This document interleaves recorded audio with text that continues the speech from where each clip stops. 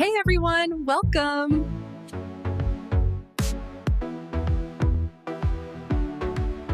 Hello, and welcome back to the Deep Dive. It is really wonderful to have you with us today. Yeah, it's great to be back, and we have a lot to cover. We really do. I am currently looking at a a pretty substantial stack of reports, articles, and research papers on the death care. A literal mountain of data today. Exactly, and it's on one of those topics that, honestly, I think about constantly. It's something that completely defines how we live, how we work, and even how we think. It really is. I mean, it is the water we are all swimming in at this point. Right. We are diving into technology today. The big one. The big one. But before anyone sighs and thinks, oh, great, here comes a lecture on why I should throw my phone in the river, let's be super clear about our mission for this deep dive. Right. Nobody's throwing their phone in the river. No. We aren't here to bash technology. I mean, we're using it right now to record this. I love my phone. I love the internet. We all do. And that is actually the exact starting point of the research we're going to cover. The goal here isn't to just reject the modern world out of hand. The goal is to understand it. We want to take the stack of sources, and you'll see it covers everything from, hard neuroscience to modern classroom dynamics, and extract the insights that will help you use technology rather than letting it use you. Using it without letting it use us. I love that. That is a really great way to frame it. Because sometimes, I don't know about you, but it definitely feels like the other way around. Oh, absolutely. It often feels like the devices are in charge.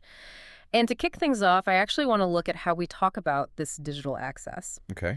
There's a phrase, an idiom actually, that appeared in our source material from the idioms that I think perfectly captures the promise of the digital age. The phrase is, at one's fingertips. At one's fingertips. Yeah, that's such a common phrase. I don't think I've ever really stopped to analyze what it literally means. Well, historically, it was very literal. It meant something was right there within your physical reach. You could stretch out your hand and physically touch it with your fingertips. Like a pen or a tool or a book. Exactly. It implied physical control and closeness. But now, especially in the context of all these articles we're reading today, it means something entirely different. It means availability. Yes. Readily available or accessible information. Today, the sum total of human knowledge, history, science, art, even instant connection with friends on the other side of the planet, it is all literally at our fingertips. It sounds incredibly empowering when you put it like that. Like we are all wizards walking around with infinite spells in our pockets. It is empowering. And this is where we have to pause and look at the core concept of today's deep dive, because having absolutely everything at your fingertips, well, our sources suggest that this ultimate convenience comes with a hidden price tag. Right. And this brings us to the central metaphor for the entire conversation today. I saw this in Your Dictionary source we pulled, and I think it frames the discussion perfectly. They describe technology as a double-edged sword. A double-edged sword. Now, this is a phrase people throw around a lot, usually just to mean, that something is complicated. But I want to really dig into the formal definition provided in that source. Yeah, let's break it down. So a double-edged sword is defined as a benefit that is also a liability. It carries significant but, and this is key, non-obvious costs. Non-obvious. That's the tricky part. Exactly. And the term is believed to have originated from an Arabic expression, saif zu hadain. And it has actually been attested in English since all the way back in the 15th century. Wow, the 15th century. Yeah. And the imagery is very visceral. If a sword is sharp on both edges, it can easily cut your enemy. Sure, that's the benefit. Right. But if you aren't skilled, if you don't respect the blade, that back edge can slice right into the hand that holds it. That is a much more intense image than I usually associate with my smartphone. I don't usually look at my email app and think of it as a weapon that might physically cut me. But that is exactly what the neuroscience is starting to suggest. One edge helps us, it connects us, it informs us, it helps us navigate.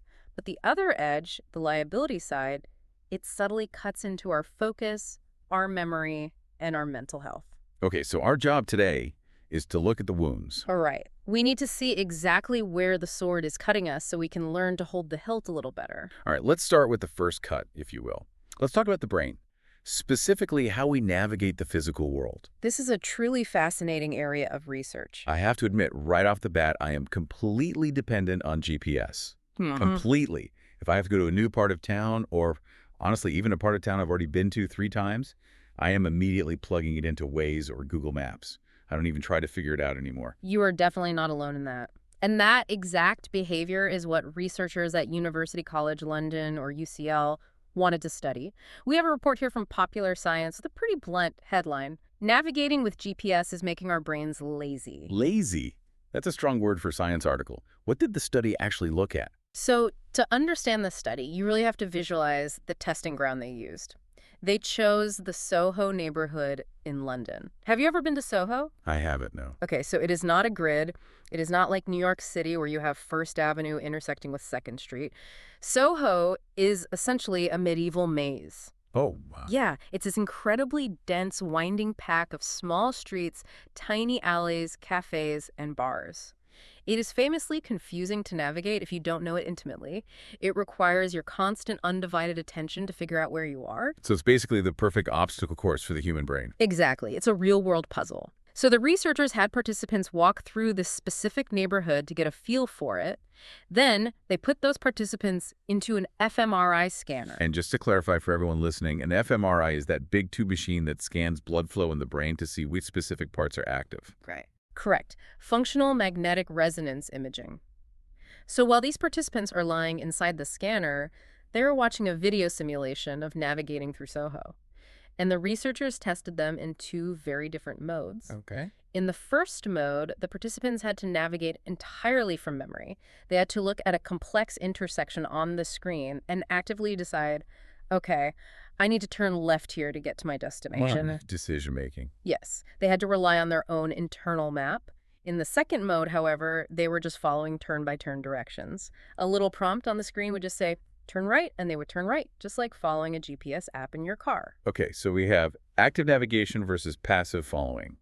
What did the fMRI scanner actually show? The difference was massive. When the participants were actively navigating from memory, the researchers saw huge spikes in activity in a part of the brain called the hippocampus. The hippocampus. Mhm. We hear about that region of the brain a lot on this show. What is its main job in this specific context? The hippocampus is absolutely crucial for memory and spatial navigation. It is essentially responsible for building mental maps of our environment. In the study, when participants were navigating on their own, the activity in the hippocampus spiked every single time they entered a new street. Interesting. And here is the really detailed part of the finding the brain activity perfectly correlated with the complexity of the street. Wait, so if it was a simple straight road, the brain did just a little bit of work. But if it was a crazy medieval 6-way intersection, The hippocampus lit up like a Christmas tree. One of the lead researchers, Hugo Spires, he described it as a roller coaster of activity. The brain was working incredibly hard to process all the options, visualize the potential paths, and make a definitive choice. It was getting a serious workout. okay, so that's the active mode. The brain is sweating. Yeah. What happened when they switched to the GPS mode? The roller coaster just stopped, dead on the tracks. When they switched to the mode where participants just followed turn-by-turn directions, that entire relationship between brain activity and street complexity was, and I quote from the study, abolished. Abolish. That makes it sound like the brain just flat out quit. Essentially, yes. The hippocampus switched off. It didn't matter if the street was a complex 6-way junction or a simple straight line. The brain quickly realized, oh, the machine is doing this heavy lifting for me, and it completely disengaged. It stopped encoding the environment. I guess the question I have is, does that really matter? I mean, if the machine gets me to the coffee shop on time, why should I care if my hippocampus is taking a little nap? That is the million-dollar question, and the researchers answer it by using the analogy of muscle atrophy. You know the old phrase, use it or lose it. Sure.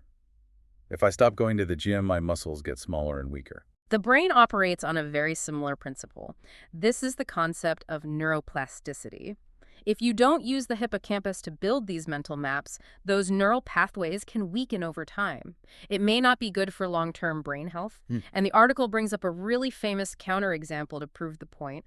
London taxi drivers. Oh, is this the thing called the knowledge? Yes, exactly. To become a licensed black cab driver in London, you have to pass this brutal test called the knowledge. You have to memorize 25,000 streets and thousands of specific landmarks, no GPS allowed.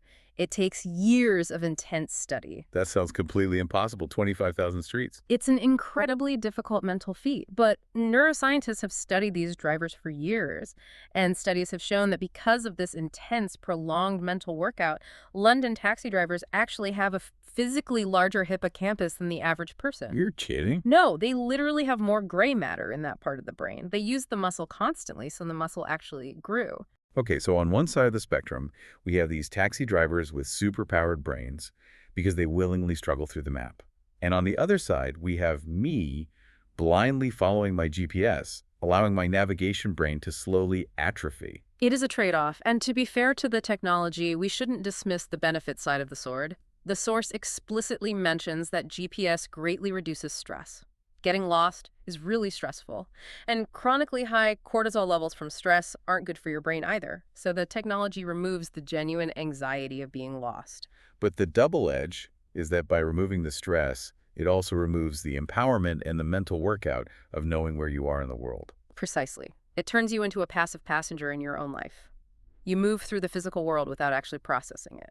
That is a really spooky thought, moving through the world without processing it. And that feels like it perfectly connects to our next major topic. Because if we aren't processing our physical location, what else are we failing to process? This brings us squarely into the attention economy. Right. We have some data here from a source called Brainovation regarding attention spans. And I have to say, when I was prepping for this, I read this statistic 3 or 4 times because I genuinely didn't want to believe it. Which statistic? The one from the 2024 survey. It found that the average attention span is now approximately 17 minutes and 10 seconds. 17 minutes. 17 minutes and 10 seconds. That is barely the length of a sitcom episode. That is just really, really short. It is shockingly short when you pause and consider what we are routinely asked to do in daily life. Sit in strategic meetings, write complex reports, have deep, meaningful conversations with our partners. All of those things take significantly longer than 17 minutes. And people's perception seems to match the data. The survey says 36% of people feel their attention span has noticeably gotten worse recently. And most of them are directly blaming their smartphones. But I want to push back on this just a little bit. Is it really the phone's fault? Or are we just bored by our work? It is definitely not just boredom. There is a very real biological mechanism at play here.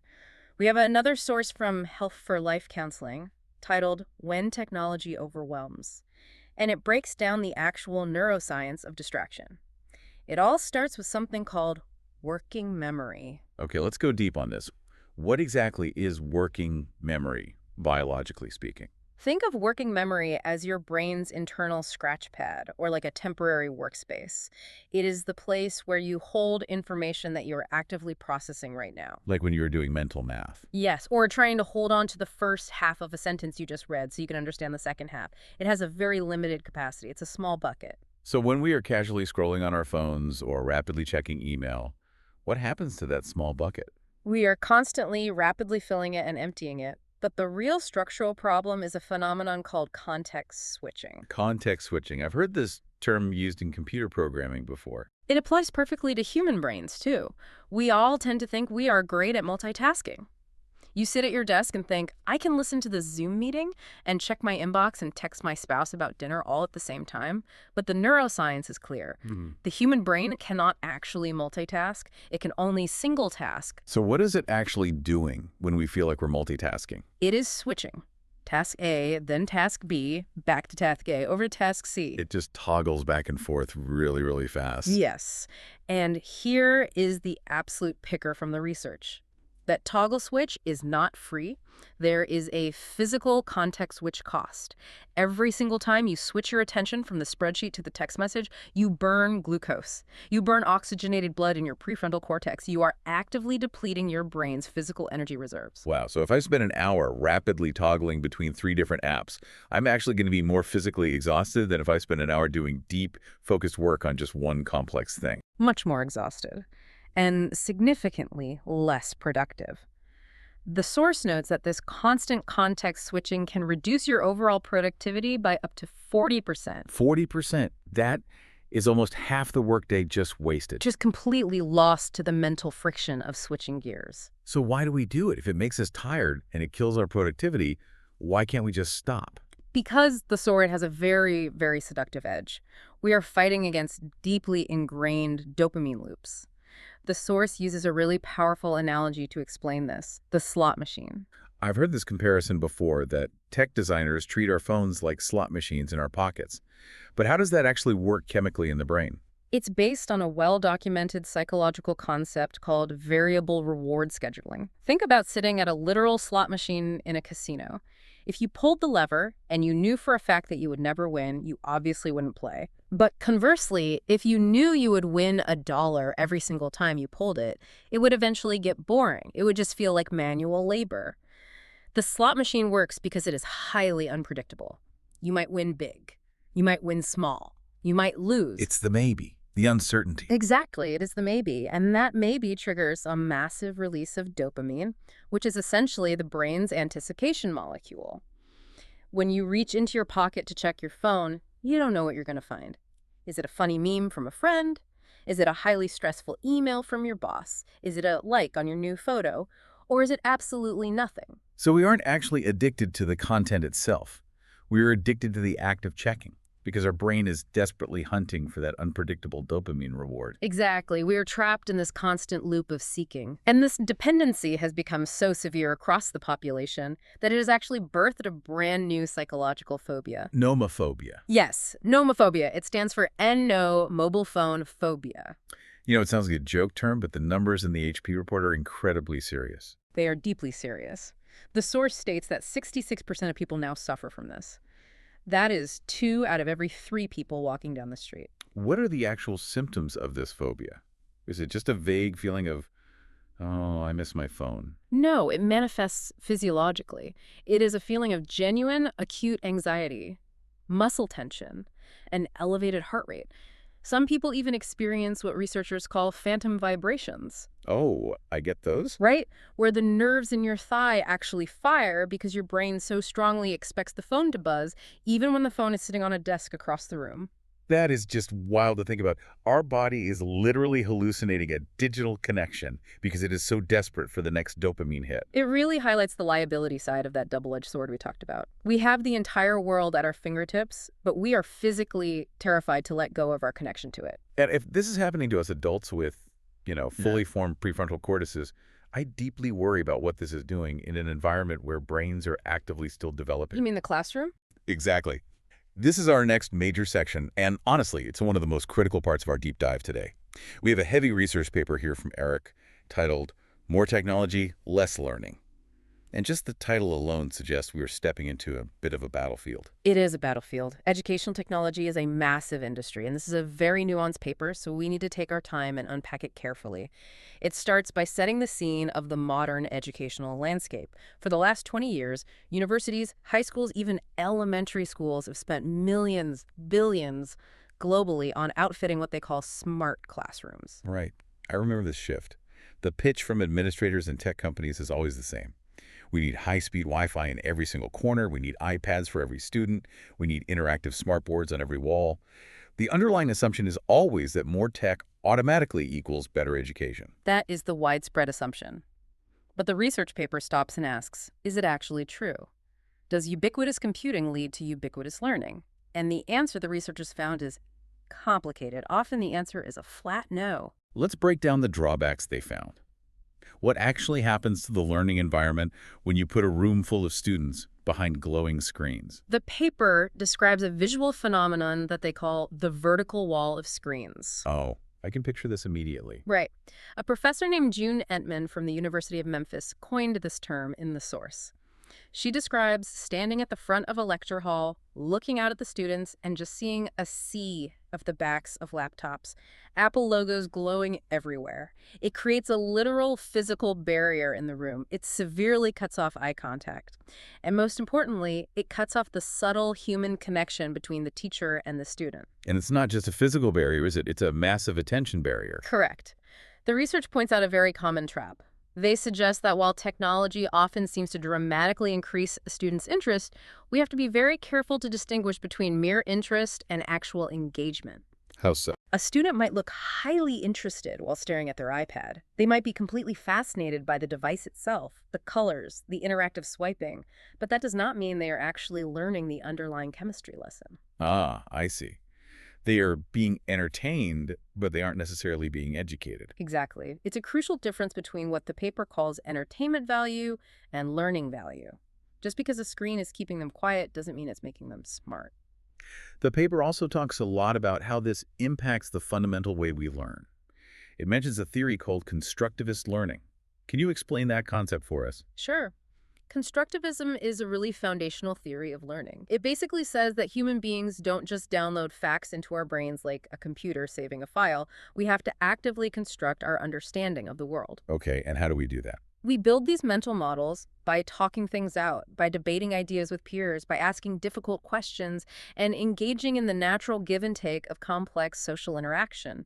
So true learning is inherently a social, highly active process. Ideally, yes. But when you introduce that vertical wall of screens into the room, that critical social aspect often just dies. Everyone retreats into their own individual digital bubble. The vital give and take of a classroom discussion completely stops. There was a quote in the source material from a Professor Dennis Adams that I thought was both funny and incredibly tragic. Oh, I highlighted this one. It's so vivid. He noted that the distraction is so deep now, he said, you can be standing in the front of the classroom and your hair could literally catch on fire and the students would never even see it because their eyes are permanently glued to the 14-inch screen at the end of their nose. I mean, it's hyperbole, obviously, but I bet there are a lot of teachers listening right now who are vigorously nodding their heads in agreement. Absolutely. And this intense distraction leads to what the researchers formally classify as shallow information processing. Because the internet gives us the answer to almost any factual question instantly, we completely stop thinking about the actual process of finding or deriving the answer. We get the result without having to go through the struggle. And the cognitive struggle is exactly where the actual learning happens. Think about it. If you quickly Google the date of the French Revolution, great, you know the date. But you haven't processed anything. You don't understand the complex political causes, the social tension, the economic collapse that led to it. You just acquired a sterile data point. The paper also brings up a very specific distinction between two different types of teaching. And I'll be completely honest with you, I had to look both of these words up when I was reading the source: pedagogy and andragogy. They are academic terms, but it's a very crucial distinction for this tech debate. Pedagogy generally refers to the traditional methods of teaching children. It involves heavy guidance, clear structure, and the teacher actively leading the student through the material. Andragogy, on the other hand, refers to adult learning methods, which are much more self-directed, open-ended, and independent. Okay, so what is the problem with tech in relation to those two styles? The problem highlighted in the paper is that when we flood K-12 classrooms with ubiquitous technology and basically say, here is a laptop, go freely explore the internet, we are abruptly shifting from pedagogy to andragogy. We are suddenly treating young students as if they are highly disciplined, self-directed adult learners. But developmentally, they often just aren't ready for that level of freedom. They simply don't have the executive function or discipline yet. So without that strict guidance, it just devolves into chaos. The paper literally calls it educational anarchy. If you give a 14-year-old student access to the entire uncensored internet and provide very little structure, they are not going to naturally gravitate towards solving the hardest calculus problem they can find. They're going to naturally gravitate toward the easiest, most colorful distraction available. Right. YouTube, games, social media. And speaking of specific tech tools, we absolutely have to mention the one piece of software that this paper really aggressively attacks: PowerPoint. Ah, PowerPoint, the ultimate enemy of nuance. The source quotes Edward Tufte, who is an absolute legend in the field of data visualization. And he really did not hold back his opinions on this. No, he did not. He famously stated that using PowerPoint actually lowers the effective IQ in a room. That is just a brutal critique. Lowers the effective IQ. It is harsh, but think carefully about why he says that. When a teacher or a presenter puts up a busy slide with 500 words crammed onto it and then proceeds to just read those exact words out loud to the class, what is the student's brain actually doing? The brain is desperately trying to read the dense text and listen to the spoken voice at the exact same time. Right, which causes cognitive overload. Exactly. It makes relatively simple concepts feel overwhelmingly complicated. Furthermore, it completely stifles open discussion because everyone in the room is just frantically trying to transcribe the slide before it changes. It turns the vibrant classroom into a dull dictation session rather than a dynamic laboratory of ideas. So, hearing all of this, the distraction, the shallow processing, the cognitive overload, is the research paper suggesting that the answer is to just banish all computers? Do we throw out the Wi-Fi and go back to individual slates and chalk? No, and the paper is very, very clear on this point. We cannot be Luddites about this. Technology is the undeniable reality of the future workforce. These students need to know how to use these tools. The key, according to the research, is implementing strict best practices. It's about actively finding the balance. Yes. The paper has a really fantastic summary line that I think perfectly encapsulates their thesis. What we really need instead of smart classrooms is smart teachers and smart learners. I really love that phrasing. The core intelligence shouldn't be embedded in the whiteboard. It needs to be fostered in the people using it. Precisely. Technology in the classroom should strictly be treated as a tool that is deployed to solve a specific identified problem. Use the laptop if you are running a complex physics simulation that you simply cannot do with physical objects. Use the high-speed internet to video call a working scientist from another country.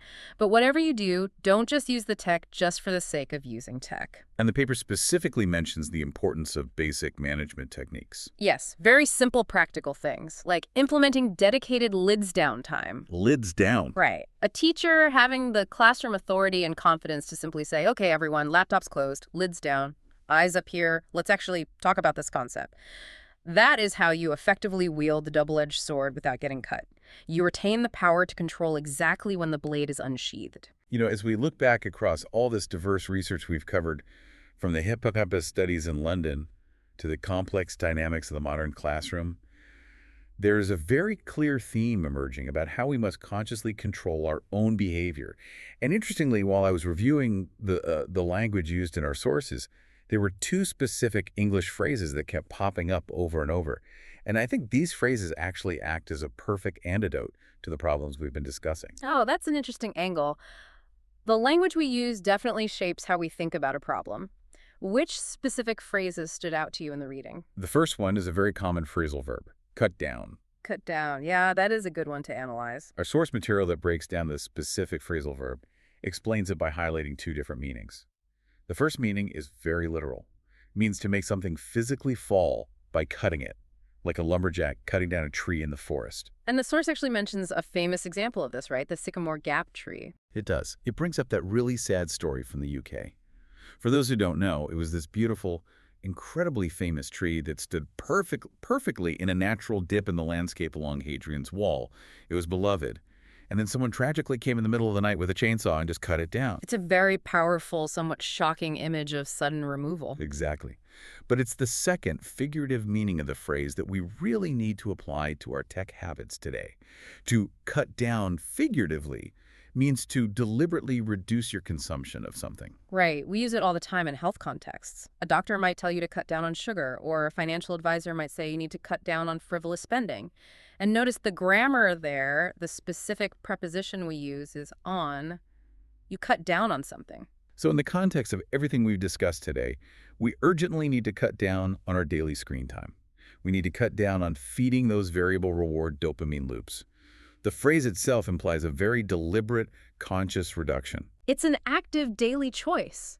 You are making a conscious decision to lessen the negative impact the sword is having on you. And that leads perfectly into the second phrase that I pulled from the Leipzig.guru source, which is stay active. Stay active. Now, usually when we hear that phrase, we immediately think about physical fitness, right? Like going to the gym. A doctor says, make sure you stay active as you get older to prevent heart disease. Exactly. But in the specific context of the UCL GPS study and the deep dive into classroom learning, stay active is an imperative about the mind. It's the urgent command to keep your brain fully engaged with the world. When you blindly follow a GPS voice telling you where to turn, your brain is passive. When you sit silently behind a vertical wall of screens in a lecture hall waiting to be entertained, you are passive. The ultimate antidote to all of this technology-induced laziness is to forcefully choose to stay active. Keep the hippocampus working. Keep the critical thinking pathways firing. It is a direct call to action. Do not let the convenience of the tool make your mind passive. Okay, so we have laid out the diagnosis pretty clearly. We know all about the dangers of the lazy brain, the severe cognitive cost of context switching, and the very real threat of educational anarchy. Now, we need the prescription. How do we actually fix this in our daily lives? We need practical strategies. Real-world, actionable strategies. Because as we agreed at the beginning, we aren't going to just throw our phones in the river and go live in a cave. No, we have to live in the real world. Let's start with a quick self-check. How do we even know if we are currently in the danger zone? The source material titled When Technology Overwhelms gives us a really helpful diagnostic checklist. Ask yourself these questions honestly. Do you frequently pick up your phone completely without thinking? Do you unlock the screen, stare at the colorful icons, and then suddenly realize you have absolutely no idea why you picked it up in the first But place? I do that way more often than I'd ever like to admit out loud. Right, it's a reflex. Next question. Do you ever experience those phantom vibrations we talked about? Or do you feel a sense of physical tension or mild panic when you realize you accidentally left your phone in the other room? If the listener is nodding along and the answer is yes, then we definitely need the solutions. We have compiled 5 specific, actionable strategies synthesized from the HP and Brain Innovation sources. Let's run through them. Let's do it. Strategy number 1, the micro break. Now, you have to define this one very carefully because I think most people do micro breaks completely wrong. They absolutely do. Most people think a break just means switching to a different, slightly more fun screen. They think, okay, I've been grinding on this difficult Excel spreadsheet for an hour. I've earned a break. I'll just check Instagram for 5 minutes. That is not a real break for your brain. Not at all. That is just more context switching. Your brain is still actively processing intense visual data. It is still rapidly burning glucose in the prefrontal cortex. A genuine micro break means you have to engage a completely different physical system. So what does a real micro break actually look like in practice? It looks like standing up and staring out a window at a distant tree to change your focal depth. It looks like taking 60 seconds to stretch your hamstrings. It looks like physically walking down the hall to the water cooler and back. And the research strongly suggests you need to do this every 90 minutes. You have to give that working memory bucket a chance to completely empty out. You have to physically reset the eyes and the brain. Okay, strategy number 2, sleep hygiene. This is perhaps the biggest one of all, and the source is totally unequivocal on this rule. Keep the smartphone out of the bedroom. But I use it as my alarm clock. Everyone uses it as their alarm. Go to the store and buy a digital alarm clock. They cost $10. The primary issue here is the specific type of light the phone emits. The blue light from the screen directly mimics the frequency of natural daylight. So when you are lying in bed staring at a screen at 11 p.m., you are chemically telling your brain's pineal gland that it is high noon. It immediately stops producing melatonin, which is the hormone you need to sleep. So by scrolling in bed, you are chemically, actively preventing your own body from entering deep restorative sleep. Yes, you are fighting your own biology. And then, if you happen to wake up at 3 in the morning and casually check your notifications, you blast your eyes with daylight again and completely restart the wakeful cycle. So the hard and fast rule is, the phone charges in the kitchen overnight, the bedroom is strictly for sleeping. Correct. Create a physical boundary. I love that. Okay, strategy number 3, the Pomodoro technique. This one is an absolute classic for a very good reason. The method is simple. You work for 25 solid minutes, timer on, no phone, no email tabs open, just deep focus on the single task at hand. Then, when the timer goes off, you take a mandatory 5-minute break. Why does this specific time frame work so well for combating the attention economy? Because 25 minutes feels entirely doable to the human brain. If I look at you and say, you need to focus on this complex report for 4 straight hours, your brain instantly panics and starts hunting for a quick dopamine distraction to relieve the pressure. But if I say, just give me 25 minutes of focus, your brain says, okay, I can endure anything for 25 minutes. It effectively trains the attention muscle over time. It helps us systematically resist the urge to constantly context switch. Exactly. It builds up your tolerance for focus. Okay, moving on to strategy number 4. Prioritize face-to-face connection. This strategy directly connects back to our deep dive into classroom dynamics. We need to intentionally prioritize what researchers call high-bandwidth communication. High bandwidth meaning real physical life. Real life. Yeah. In-person interaction is incredibly rich. It involves vocal tone, microexpressions, body language, eye contact. It is a deeply multisensory experience that engages multiple parts of the brain simultaneously. Texting, by comparison, is incredibly low bandwidth. It strips all of that rich human context away. The HP article actually suggests a very specific practical rule for this. Meals without screens. It is a total game changer for mental health, whether you are eating dinner with your family or just having lunch alone. If you're with other people, look at them and actually talk to them. And if you're eating alone, just eat. Taste the physical food. Be mindful of the sensory experience.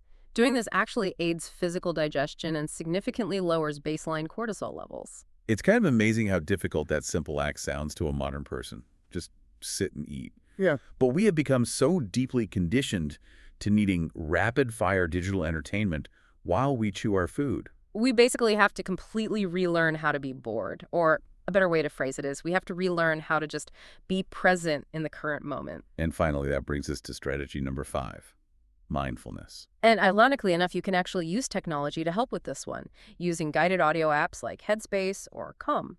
But the ultimate goal of mindfulness isn't to relax. It's to actively train the brain to observe its own erratic thoughts without immediately acting on them. The source also heavily emphasizes the practice of journaling. Yes. Keeping a physical log to track your distraction patterns. Write down exactly when you feel the overwhelming urge to reach for your phone.